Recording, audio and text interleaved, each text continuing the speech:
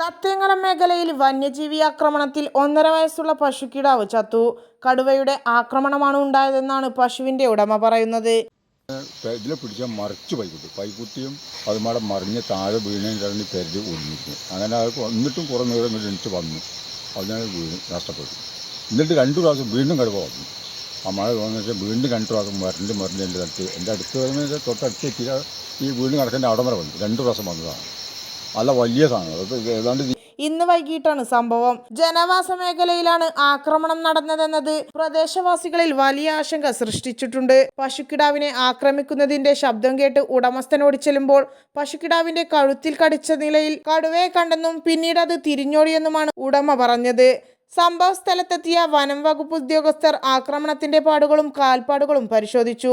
പ്രദേശത്ത് ക്യാമറ വെച്ച് നിരീക്ഷണം ശക്തമാക്കുമെന്നും കടുവയാണെന്ന് സ്ഥിരീകരിച്ചാൽ മറ്റു നടപടികൾ ഉണ്ടാകുമെന്നും വനം വകുപ്പ് നാട്ടുകാർക്ക് ഉറപ്പു നൽകി. എന്നാൽ പകൽ സമയത്ത് ജനവാസ കേന്ദ്രത്തിലുണ്ടായ ആക്രമണം കാരണം നാട്ടുകാർ വലിയ ഭയത്തിലാണ്.